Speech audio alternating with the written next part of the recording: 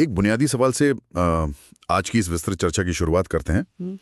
मतलब मान लीजिए कोई ग्राहक किसी दुकानदार के पास जाता है और वो दुकानदार शर्त रख दे कि अंदर आने के बाद ना उस ग्राहक को सिर्फ उसी की दुकान से सामान खरीदना होगा। अच्छा। हाँ, और वो भी उनके तय किए गए मनमाने दामों पर, सिर्फ उन्हीं का ब्रांड। और अगर कोई ऐसा ना करे तो उसे बाहर निकाल दिया जाएगा। बिल्कुल, बाहर का रास्ता। अब सामान्य दुनिया में लोग इसे क्या कहेंगे? साफ तौर पे ये वसूली है या एक अधिकार है जिसे मोनोपोली कहते हैं? सही बात है, इसके खिलाफ तो शिकायतें दर्ज हो जाएंगी। एकदम। लेकिन अगर बिल्कुल यही काम समाज में एक स्कूल करे, वो भी शिक्षा के नाम पर, तो उसे एक सिस्टम मान लिया जाता है। ऐसा क्यों है? ये बहुत ही सटीक विरोधाभास है। मतलब क्योंकि जब बात शिक्षा की आती है ना, तो हमारा सारा नजरिया ही बदल जाता है। कैसे? देखिए, शिक्षा कोई साधारण उत्पाद या प्रोडक्ट तो है नहीं। ये एक भावना है, एक बच्चे का भविष्य है। और जब किसी सेवा के साथ इतना गहरा भावनात्मक पहलू जुड़ जाता है ना, तो वहाँ जो तार्किकता होती है वो अक्सर पीछे छूट जाती है। बिल्कुल, लोग लॉजिक भूल जाते हैं। हाँ, और यही वजह है कि जिसे हम अर्थशास्त्र या इकोनॉमिक्स की भाषा में कंज्यूमर एक्सप्लॉयटेशन या उपभोक्ता का शोषण कहेंगे, वो शिक्षा के क्षेत्र में बहुत ही आसानी से एक अनिवार्य शुल्क या मैंडेटरी फीस का रूप ले लेता है। बिल्कुल सही कहा आपने। और आज के हमारे इस विशेष विश्लेषण का जो उद्देश्य है वो इसी व्यवस्था की परतों को उधेड़ना है। आज हम उस विषय की गहराई में जा रहे हैं जो समाज के हर उस व्यक्ति से जुड़ा है जो आने वाली पीढ़ियों के भविष्य की परवाह करता है। हाँ, ये बहुत जरूरी चर्चा है। मतलब हम बात कर रहे हैं कि कैसे शिक्षा, जिससे सैद्धांतिक रूप से हर बच्चे का मौलिक अधिकार होना चाहिए ना, हाँ, वो अब बहुत ही तेजी से एक महंगी लग्जरी या कहें कि विलासिता में तब्दील होती जा रही है। और इस विश्लेषण का जो आधार है वो हमारे सामने मौजूद कुछ बेहद महत्वपूर्ण स्रोत हैं, जिनमें विशेष रूप से तय हो फीस वृद्धि का मानक विषय पर लिखा गया एक विस्तृत लेख शामिल है जी। और ये स्रोत सिर्फ आंकड़ों की बात नहीं करता, बल्कि उस पूरी व्यवस्था की विफलता को सामने रखता है जो इस स्थिति को जन्म देती है। सही कहा। और हमारा लक्ष्य सिर्फ ये रोना नहीं है कि अरे निजी स्कूलों की फीस बढ़ रही है। हाँ, वो तो सबको पता है। वही तो, ये तो कोई भी माता पिता जो हर महीने फीस भरता है वो बहुत बेहतर जानता है। आज हमारा जो मिशन है वो उस पूरी मशीनरी को डिकोड करना है जो इस बेतहाशा वृद्धि को मुमकिन बनाती है। बिल्कुल। ये सिर्फ स्कूलों के लालच का मामला नहीं है। मतलब ये सरकारी स्कूलों के खोखले होते ढांचे से शुरू होकर और फिर निजी स्कूलों की व्यावसायिक रणनीतियों तक जाता है। हाँ, और उन कानूनी खामियों तक जाता है जो इस पूरे खेल को बिना किसी रोक-टोक के चलने देती है। तो चलिए इसे समझते हैं। तो इस पूरी मशीनरी को समझने के लिए ना, हमें सबसे पहले शुरुआत बिंदु पर जाना होगा, जिसे हम द नेसेसिटी ट्रैप या मजबूरी का जाल कह सकते हैं। मजबूरी का जाल? हाँ, अक्सर समाज में एक आम धारणा होती है कि लोग स्टेटस सिंबल के लिए या बस दिखावे के लिए अपने बच्चों को महंगे निजी स्कूलों में भेजते हैं। हाँ, ये तो लोग कहते ही हैं। लेकिन स्रोत इस मिथक को पूरी तरह से तोड़ते हैं। सच तो ये है कि ज्यादातर मामलों में ये कोई चॉइस या विकल्प नहीं है, ये एक धकेली गई मजबूरी है। और ये मजबूरी पैदा कैसे होती है? अगर मैं इसे एक सीधे से उदाहरण से समझने की कोशिश करूं, मान लीजिए किसी मोहल्ले में एक सार्वजनिक नल है जिससे पूरी बस्ती को पीने का पानी मिलता है। अब किसी कारणवश उस नल का रखरखाव बंद हो जाए। अच्छा। उसमें से गंदा पानी आने लगे या पानी आना ही पूरी तरह बंद हो जाए, तो वहां के लोग क्या करेंगे? उनके पास प्यासा मरने का तो विकल्प है नहीं। बिल्कुल नहीं। तो वे अपनी क्षमता से बाहर जाके भी भारी कीमत पर बोतल बंद पानी खरीदेंगे। अब कोई ये तो नहीं कह सकता कि उन लोगों को बोतल बंद पानी खरीदने का शौक है। हाँ, शौक तो बिल्कुल नहीं है। ये तो सरासर सिस्टम की विफलता के कारण पैदा हुई एक शुद्ध मजबूरी है ना। ये एनालॉजी इस स्थिति को बहुत ही स्पष्ट रूप से समझाती है। सरकारी स्कूलों का जो बुनियादी ढांचा है वो बिल्कुल उस सूखे हुए सार्वजनिक नल की तरह हो गया है। बहुत दुखद है ये। स्रोतों में स्पष्ट रूप से बताया गया है कि आज के तेजी से बदलते दौर में जहां शिक्षा के तरीके हर दिन विकसित हो रहे हैं, वहां कई सरकारी स्कूलों में बुनियादी चीजें भी नदारद हैं। जैसे स्मार्ट क्लास, आधुनिक विज्ञान प्रयोगशालाएं या नई शिक्षण सामग्री जिन्हें हम टीचिंग एड्स कहते हैं, उनका तो पूरी तरह से अभाव है। लेकिन देखिए, बुनियादी ढांचे के अलावा एक और पहलू है जो मुझे हमेशा से बहुत परेशान करता है।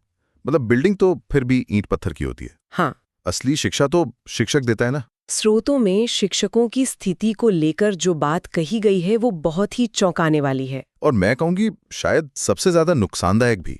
ये समझना बहुत जरूरी है कि ये सिर्फ संसाधनों की कमी का मामला नहीं है। तो फिर किसका मामला है? ये मानव संसाधन के सरासर गलत इस्तेमाल का मामला है। स्रोत इस बात को प्रमुखता से उठाते हैं कि सरकारी स्कूलों के शिक्षकों पर गैर शैक्षणिक सरकारी कार्यों का भारी बोझ डाला जाता है। इसका मतलब ये है कि जिस शिक्षक को क्लासरूम में होना चाहिए वो वहां है ही नहीं। बिल्कुल। अब इसके काम करने के तरीके को समझिए।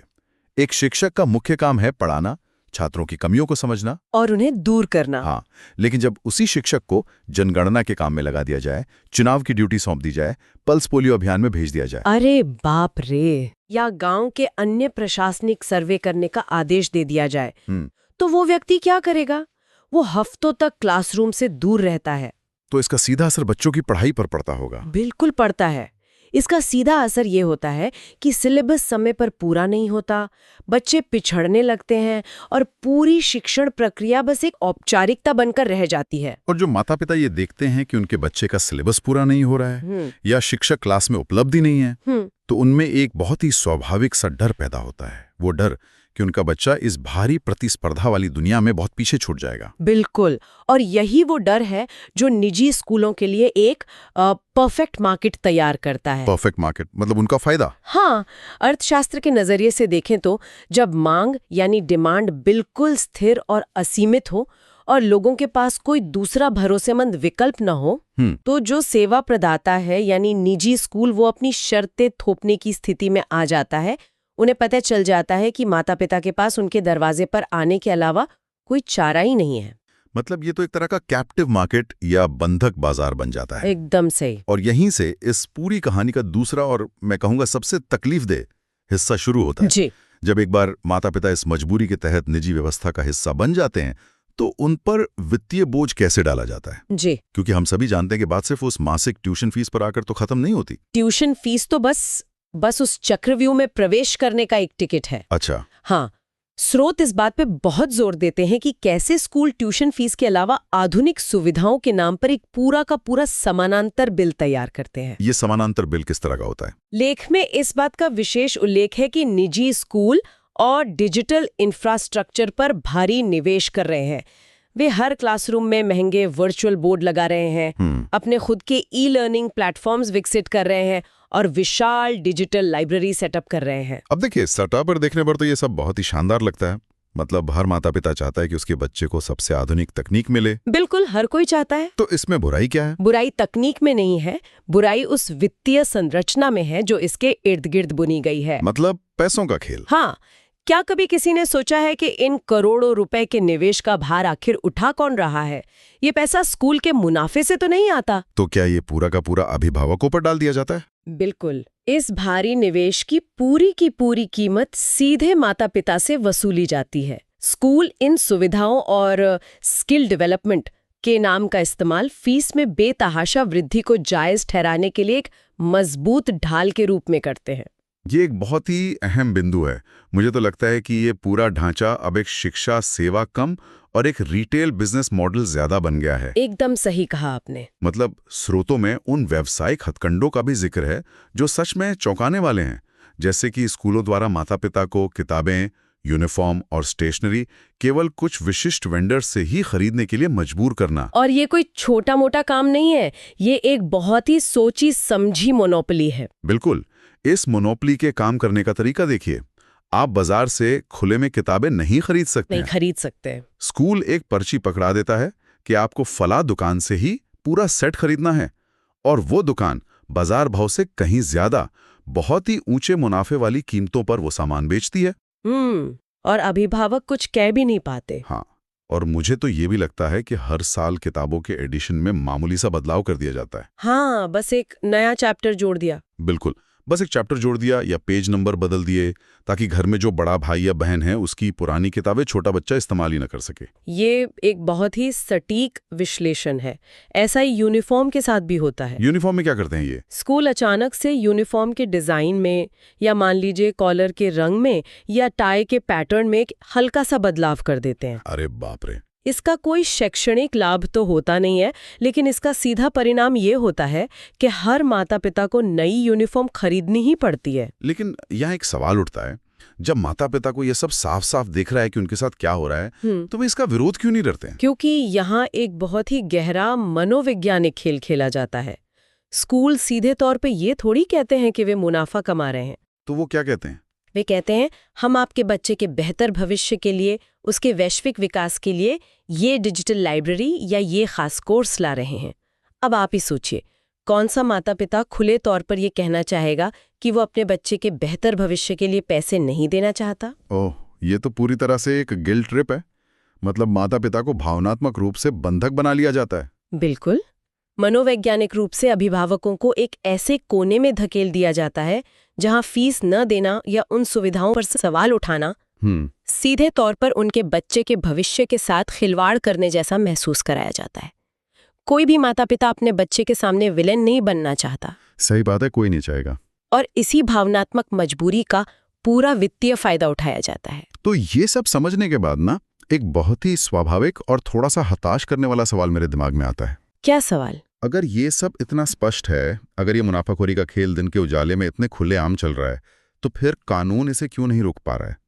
मतलब व्यवस्था में कहीं तो कोई ब्रेक होना चाहिए ना? यहीं पर हमारी पूरी प्रणाली की दरारें बहुत ही स्पष्ट रूप से नजर आती हैं। ये केवल कुछ लालची स्कूलों की व्यक्तिगत कार्यप्रणाली का मामला नहीं है। तो ये क्या है? ये एक बहुत बड़ी संरचनात्मक और कानूनी विफलता है।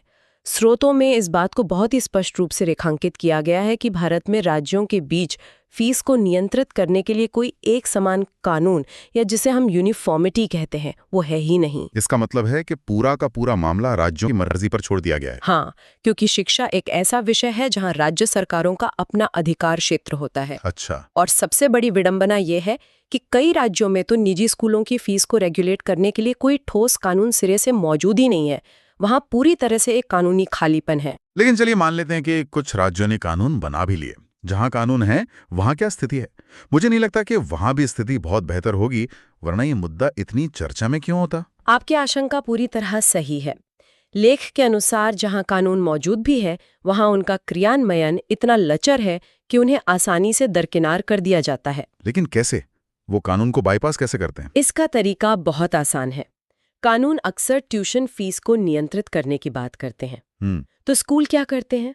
वे ट्यूशन फीस तो कानून के दायरे में रखते हैं, लेकिन development fees, computer fees, sports fees, annual charges के नाम पर इतने सारे नए कॉलम जोड़ देते हैं कि कुल मिलाकर अभिभावक की जेब से जाने वाली रकम में बेतहाशा वृद्धि हो ही जाती है। ये तो वही बात हो गई कि एक सड़क पर स्पीड लिमिट का बोर्ड तो लगा दिया गया है कि 50 से ऊपर गाड़ी नहीं चलानी है, लेकिन वहां ना तो कोई कैमरा है, ना कोई ट्रैफिक पुलिस मौजूद है, और ना ही कोई नियम तोड़ने पर चालान काटने वाला है।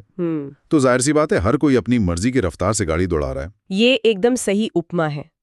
एक स्पष्ट राष्ट्रीय या राज्य स्तरीय नीति के अभाव में और बिना किसी मजबूत नियामक संस्थान यानी रेगुलेटरी बॉडी के जो लगातार निगरानी रखें, निजी संस्थान इन कानूनी खामियों का पूरा फायदा उठाते हैं।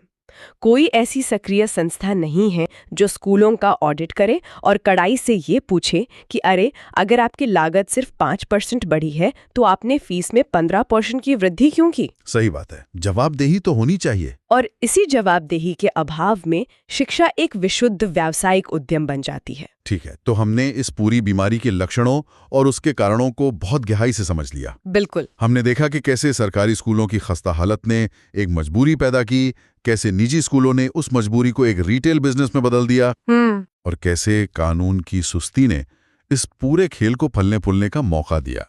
लेकिन सिर्फ समस्या पर बात करना काफी नहीं है। हाँ, समाधान भी तो खोजना है। बिल्कुल। अब इस चर्चा के सबसे महत्वपूर्ण हिस्से पर आते हैं। इसका इलाज क्या है?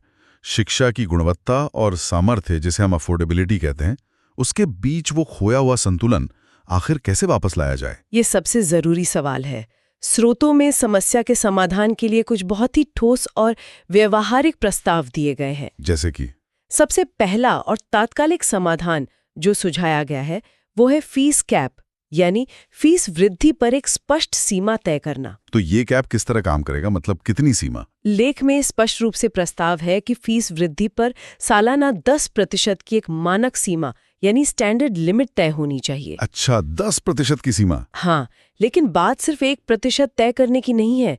सबसे महत्वपूर्ण बात यह है कि कोई भी स्कूल अपनी मर्जी से हर साल ये 10% की वृद्धि लागू नहीं कर सकता। तो फिर कैसे लागू होगी? इसे केवल किसी स्वतंत्र नियामक संस्था की पूरी समीक्षा और ऑडिट के बाद ही लागू किया जाना चाहिए। यहाँ मैं थोड़ा रुक कर एक सवाल उठाना चाहूंगा। जी पूछिए। अभी कुछ देर पहले ही हमने बात की कि कैसे स्कूल कानूनों को दरकिनार कर देते हैं। अगर सरकार 10% की सीमा लगा भी दे, तो क्या ये व्यावसायिक दिमाग वाले संस्थान कोई नया हिडन चार्ज या छिपा हुआ शुल्क नहीं निकाल लेंगे? ये एक रिस्क तो है। मेरा मतलब है, अगर आप मेन दरवाजे पर ताला लगा देंगे, तो क्या वे खिड़की से कोई नया स्पेशल एक्टिविटी फंड वसूलना शुरू नहीं कर देंगे?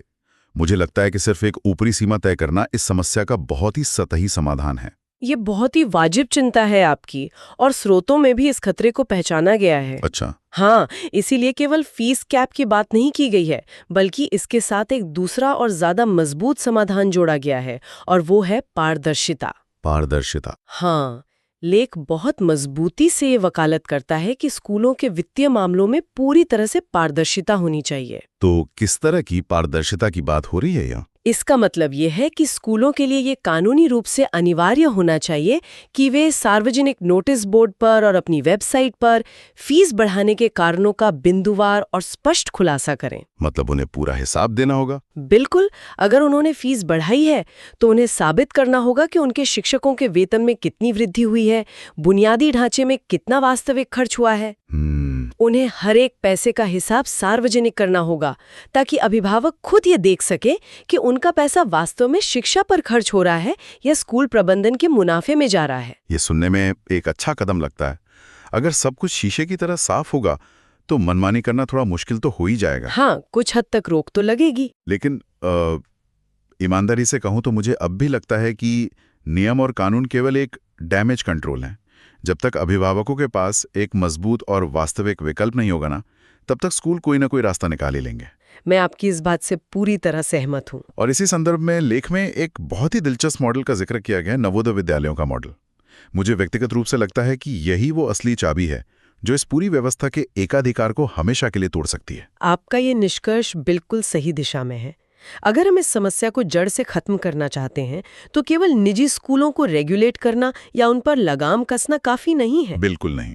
असली और स्थायी समाधान ये है कि सार्वजनिक शिक्षा प्रणाली को इतना मजबूत, इतना शानदार बना दिया जाए कि वो निजी स्कूलों को सीधे तौर पर अप्रासंगिक कर दे। तो ये नवोदय विद्यालय का मॉडल असल में काम कैसे करता है और ये आम सरकारी स्कूलों से इतना अलग क्यों है? इसे समझना बहुत दिलचस्प है।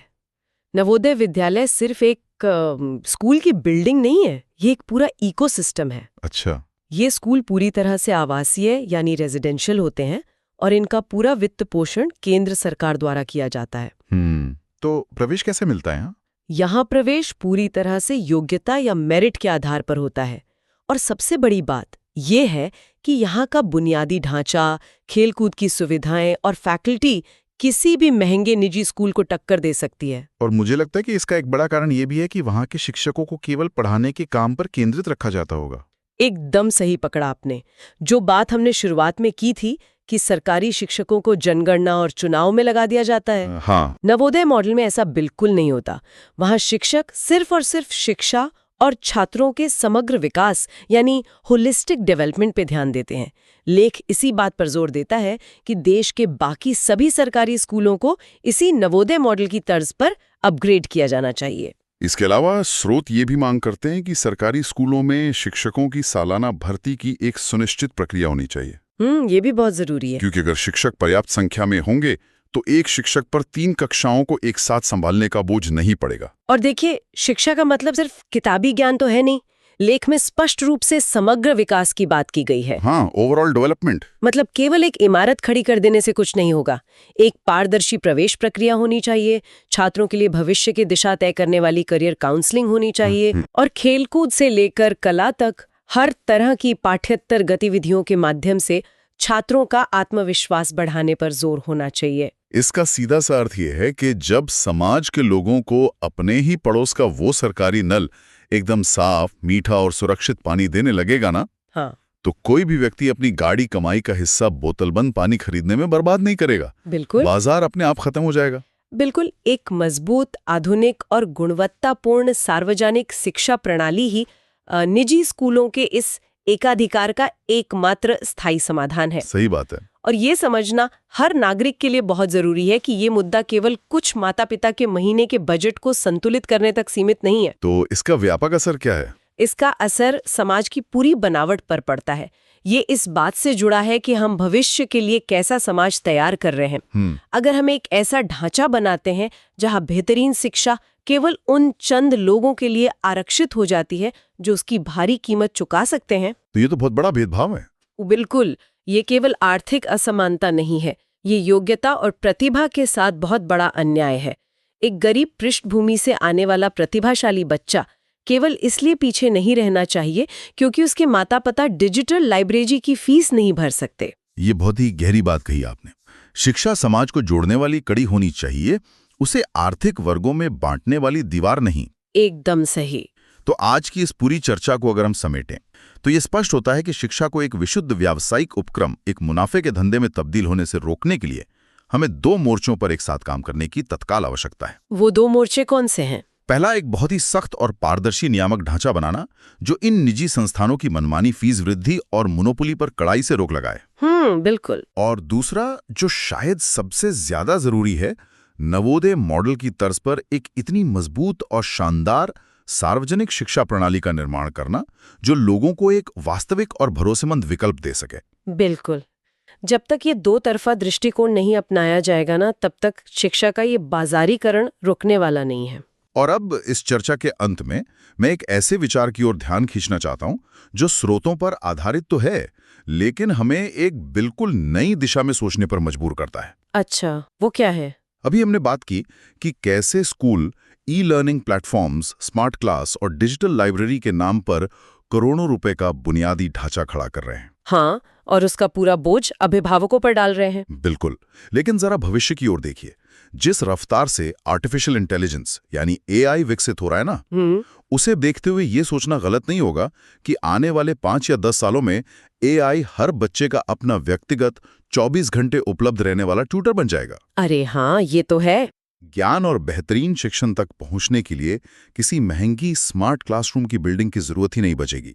एक साधारण स्मार्टफोन पर दुनिया का सबसे बेहतरीन एआई ट्यूटर उपलब्ध होगा। ये तो एक बहुत ही दिलचस्प संभावना है। तो सोचने वाली बात यह है, आज जिन महंगी ईंट पत्थर की इमारतों, सर्वर रूम्स और तथाकथित आधुनिक डिजिटल सुविधाओं के लिए अभिभावक अपने जीवन भर की कमाई लुटा रहे हैं, क्या वो सारा ढांचा कुछ ही सालों में पूरी तरह से अप्रासंगिक और पुराना नहीं हो जाएगा? वाकई ये सोचने वाली बात है। क्या माता पिता आज एक ऐसे इंफ्रास्ट्रक्चर के लिए भारी प्रीमियम चुका रहे हैं जिसकी उस बच्चे के स्नातक होने तक शायद कोई उपयोगिता ही न बचे? ये एक ऐसा सवाल है जिस पर हर उस व्यक्ति को विचार करना चाहिए जो शिक्षा व्यवस्था में बदलाव की उम्मीद रखता है। क्या हम भविष्य की तैयारी कर रहे हैं या सिर्फ अतीत के बनाए गए महंगे और खोखले मॉडलों का बिल भर रहे हैं? बहुत ही गहरा सवाल है ये। इसी विचार के साथ व्यवस्था की परतों को खोलने वाली हमारी आज ये विस्तृत चर्चा यहीं समाप्त होती है। नई जानकारियों और गहरे विश्लेषण के साथ फिर जुड़ेंगे। सोचने की इस प्रक्रिया को जारी रखिए।